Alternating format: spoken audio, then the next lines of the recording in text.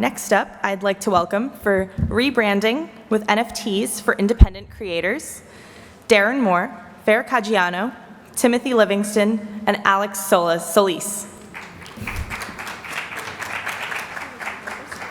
Oh, here's, yeah. Oh, perfect. So the mics are on the chairs.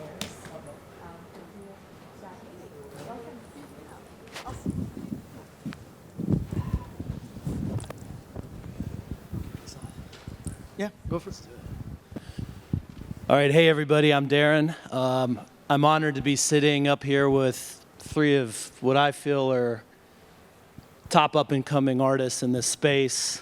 Today we're going to talk about the transition from the traditional forms of art in real life and rebranding as an artist and bringing yourself into the Web3 space. And a little bit about me real quick. I'm part of ACE. We're a universe built for creators. So that's artists, athletes, influencers, real life.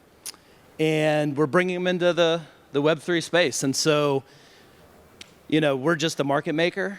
And the stories up here you're going to hear today, I hope, are an inspiration. Maybe you could share a little bit about what you wish you did right the first time, and then where you see it going. So with that, I'm going to pass it to the most valuable objects we have, which are the artists. Please, yeah. Hey everyone, my name's Alex Solis. I lost my voice a little bit. I've been partying too hard, I guess, here. So, but I guess the rebrand for myself, my work, I got lucky enough that it started being shared, going viral and stuff. And jumping into NFTs, I almost felt like I had to restart. Like almost no one knew who I was in the space. I've done a lot of stuff for like Tekashi 6ix9ine, a lot of music with Warner Music. I just recently launched a project called Gen Z NFTs. And I was lucky enough to start knowing people in the space that were kind enough to help me, developers, moderators. And a big challenge for my work, I guess, is almost restarting, because I felt like, I was like, why am I gonna do NFTs if I'm already successful enough with my own work? And I was so wrong. I should have started a lot earlier. Obviously, as like we know here, a lot of people that were early are the luckier ones.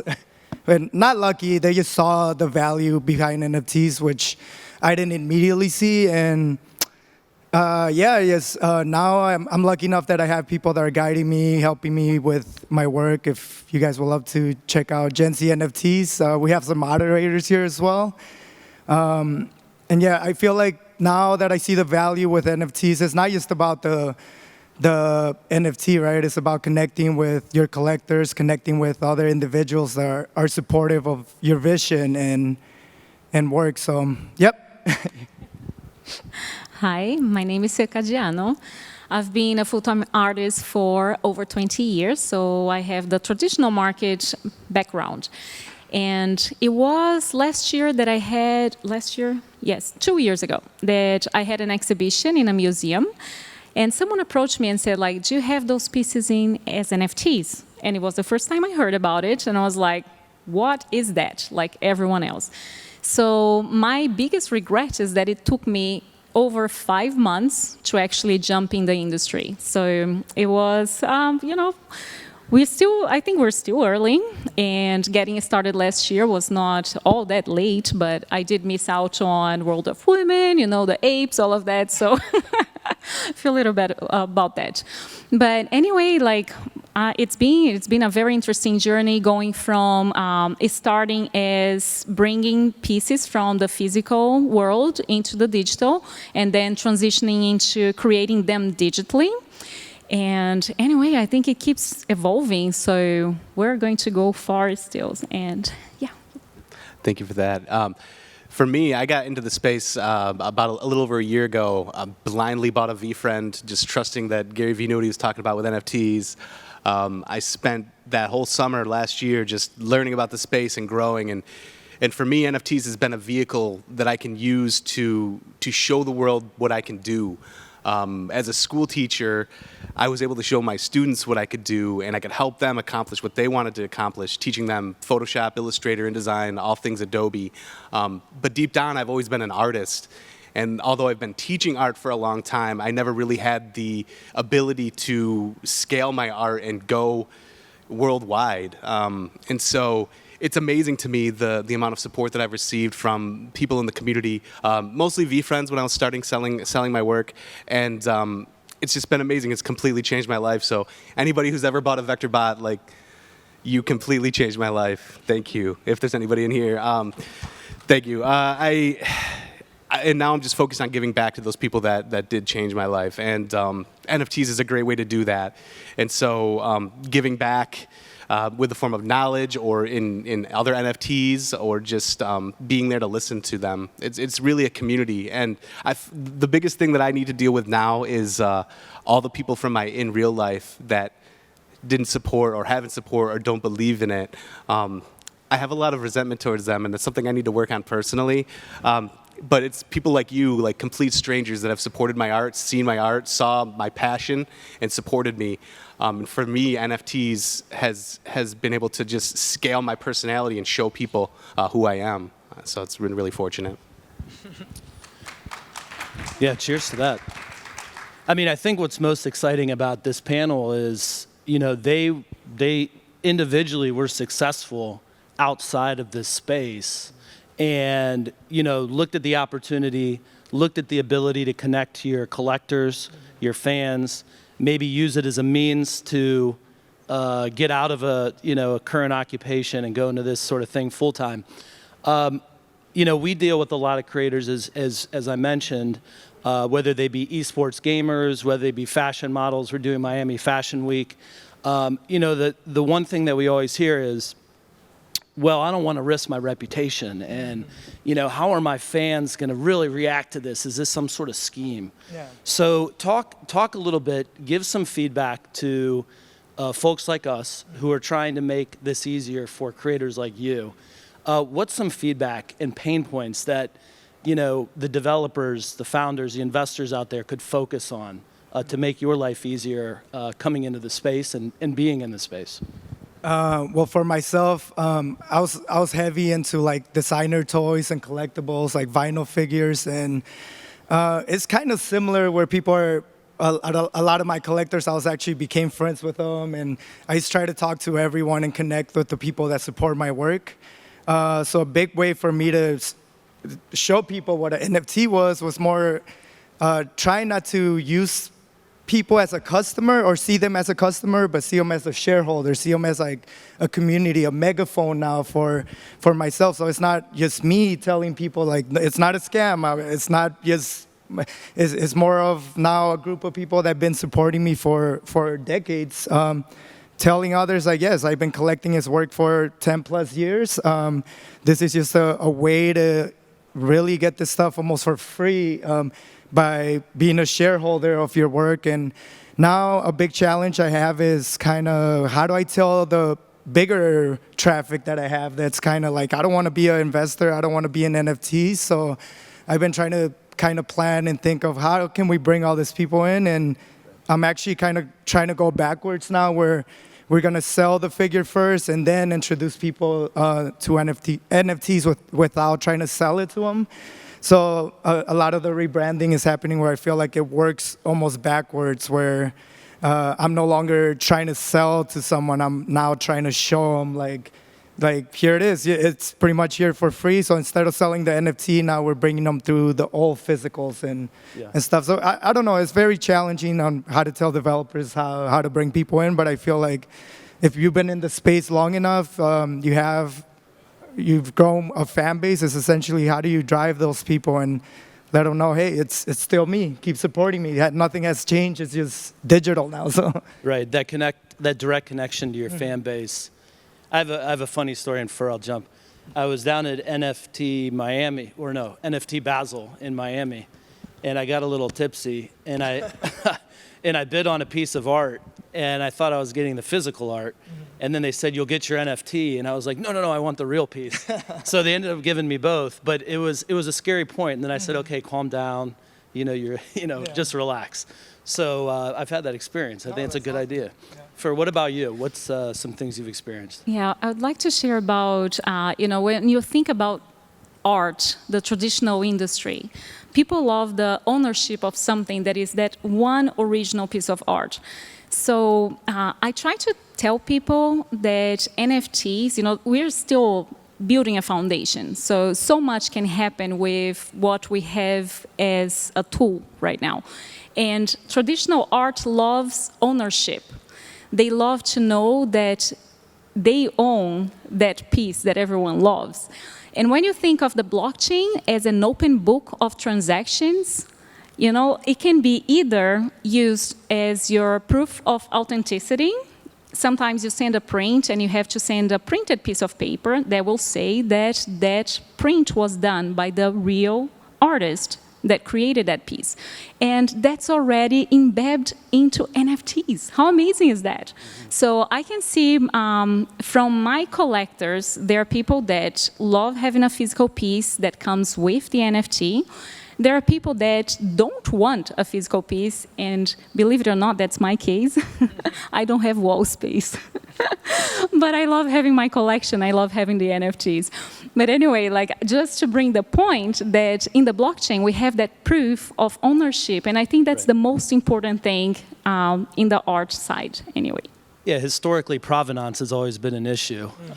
You could ask some of those museums out west, we won't say their names, but to discover that the provenance, the history of that art isn't what they bought at auction. So, brother, what about you? Yeah, I think everybody in the space could use a healthy dose of patience, right? I think if we all just let things develop, let things work their way out. I think everybody's trying to go and produce a 10K project and scramble to get a team together and grab this artist or whatever. But for me, I've been focused on trying to distill down a core team of people that I really trust and I want to be in the space with for a long time. So when you talk about developers, that's like one of my best friends that I've met last year volunteering here at NFT.NYC. He's my developer, and I think it's important to have strong relationships and have strong teams behind what you're doing because my project in particular, there's a lot of story behind it, there's a lot of passion behind it, and I want the people that are on my team to have that same core ethos. So I think patience, because it's going to take a while to find the right people. Right. And I think a lot of people just rushing, trying to get things out. We have time, we are early, and it's going to be a marathon, not a sprint. Agree. I mean, this is definitely the cutting edge. All right, so we got about 10 minutes left, and I asked you all to try and say something that will be uber controversial, that will get us into some newspapers or some press. You can do that now, or you can share with us your next project. And if I was a fan or somebody who didn't know you, who wants to find somebody like you, tell us a little bit what you have coming up. Mm-hmm. Tell us a little bit about the passion and story behind that project. Okay. And then for the audience, how do they get to you? How do they find you? How do they bank and invest in you? Share a little bit. Or controversial comment, please. I mean, I might, if you guys see my work, I guess I started on Instagram. That's where I build a lot of stuff, where obviously a lot of people are more on Twitter now. And I would say just check out my work. A lot of stuff I do is controversial, and then you would think I'm kind of a totally different person just from seeing my work. But just check out my work if you can, please. It's Alex MDC. My project's Gen Z NFTs, and it's heavily focused on a lot of stuff that's going on. Like I was lucky enough to get a few Bored Apes, and now I'm working backwards, where the main reason we got it was to use the IP for our brand. I've been doing if you guys can check it out on Instagram, I wish I could have shown it here, but I'm kind of, instead of highlighting the ape, I'm kind of putting it in a controversial way where there's more people that are not holders that are. And for my traffic, especially on Instagram, that hate NFTs, I kind of do use the tactics of, in a way, almost make fun of it, right? A lot of my work is like, I try to be real, I try to be myself, I try to use my humor. So you'll see a lot of controversial stuff there that even, just check it out if you can, please. Alex MDC on Instagram, and my project's Gen Z NFTs. I mean, satire has always been an indication of a healthy creative ecosystem. When artists can, create different things about things going on in the world. Maybe you take a project that you feel has been non-inclusive in the ownership of said project and turn that into satire. That is always a good indicator of a progressing ecosystem. Fair. Well, I'm going to have to start with controversy. Let's do it. Right-click save. When you're talking about ownership, Oh, right-click save? Is that what you said? Oh, right-click save. Yes, right-click save. I actually have one of my collectors. He's a very funny person, and he collected a lot of my art, and I give him tips on artists that I like so he can collect from them. And at one day I sent him something, and he was like, "Oh, this is so cool, and there you go, you have it now, right-click save for you." And he sent me the image on file. I was like, well played. But anyway, there is so much that people don't understand unless you're in the industry that, right-click save means nothing. When you talk about the Mona Lisa, I always bring that because Mona Lisa is a public domain image. Anyone can have a copy, anyone can use that image with anything. But who owns that piece? And it's a priceless piece. So the idea of owning that one FT that skyrockets is something that it's all about who can brag about it. I own that. But anyway, and I'm an artist. I'm a 1-1 artist. I basically started on NFTs to put a project on female empowerment because that was the museum show that this one collector asked me to do. So I have several different collections because the female empowerment is something for my heart, not necessarily I make any money out of it. But yes, I have several collections. So I'm not one artist that cares about floor price. If I did, I would have everything in one collection to actually show how much I've traded, but no, I have them all over the place. I just love creating art and being involved with my community. So yeah, you can find me as Caggiano, and I'm on OpenSea Foundation. I mint on my own contract because I believe that's the future. And yeah, that's it. Anyone can approach me after. Thank you. My project specifically, yes. My project specifically is it has a lot to do with me as a teacher and working in a classroom and seeing kids be afraid to be themselves and deal with things that are tough, social emotional issues that are tough to deal with in a situation where you may get picked on or you may not have enough money to have the coolest clothes, and judgment is just abundant in high school, right? And so with my project, specifically with the vector bots, I really want to use them to teach kids that it's okay to be yourself, that it's okay to be different, that in fact being different is actually a strength and that you should embrace it. And so really, every single one of the bots, it's a project about story, and each one of the bots has their own path and strengths and weaknesses, and I could tell you about each one of the characters all day, but if you go on OpenSea and you just type in vector bots, you can read about them in the description. There's 26 characters A through Z, and each one represents a different walk of life. They all have strengths and weaknesses, and my intent is to bring this into the classroom. As a classroom teacher, we had to teach 4 hours of social emotional learning a year. That's just not enough, and the way that we taught it was just not effective.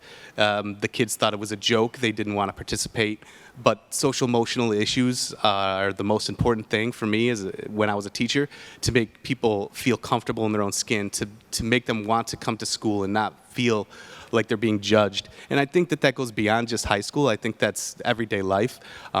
People don't want to be judged. They're afraid to put themselves out there because of that. And so with the vector bots, my goal is to make people be themselves more often and encourage others to do that as well, knowing that we're not all perfect and that we have flaws. But we just need to understand that everybody has flaws and everybody has strengths, and the best thing we can do is work together to accomplish the goal.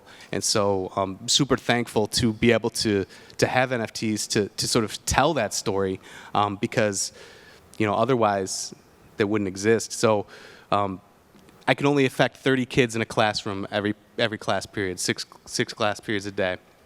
With NFTs, I'm able to affect thousands of people with that same type of message, that same type of positivity. So I'm really thankful for the space, and that's my project. If you want to follow me, it's VectorBot Tim on everything. I really appreciate it. Thank you, guys. So most panels go over time. We still have 4 minutes left. I'll just share a little bit about what we're working on. Again, we built ACE for the creators and their fan base. If you look, starting in the 2010s, as creators became more brands, then they became influencers, then they became market movers. They've had to work through these nodes, right? These distribution networks. And so we built ACE. The story is, one of our partners, co-founder of Front, Omi, is there. We'd been investing in a lot of creators over time. And we found out that it was very difficult to invest in a creator, right? So if you had a project coming up, it was hard to invest in that creator. And we were working in the emerging markets, so it was even more challenging. And the event where it triggered it all was we essentially came up with emergency funding for a festival in Kenya. And the first day of the festival was all British and US musicians and stars, and the second day were African stars. And the American stars would not get on the stage without cash up front. And it was unfortunate. So we came up with 50,000 cash in 24 hours. We made the concert happen. And then we started talking to some of the A&R reps from Motown and some of that and said, this just isn't fair. The community wants to support these artists. You have a female who put this event on, so she's putting herself out there. And we said we have to build an ecosystem where the fan base can get capital, can invest direct in those creators, and then they can go out and do beautiful works of art. And so our platform is ACE. It's ace.fan if you want to check it out in the App Store and on the website. But we are for the creators. Some of our creators have 25,000 followers. Some have over 1 million. But they're all looking to get that economic support, go do great things, and put out more art. So as a patron of the arts, I just want to say thank you for being up here. Oh, thank you. Yeah. And I want to say thanks to the crowd for listening and honoring the art that these folks put out. And with that, thanks, everyone. Well, thank you, guys. I just wanted to make myself available. I'm all about education. So anyone that is in the traditional industry trying to understand how to get into NFTs, I help people just understand how to navigate that. So you feel free to approach me about that. You guys will all be around after the talk? Yeah, Excellent. I have a few free pins if anyone wants one. They're not for kids, though. Might not be suitable for kids, but if anyone wants something, I have a few things to give away. Awesome. Thanks, team. Thanks, Thank you, everyone. Thank you, guys.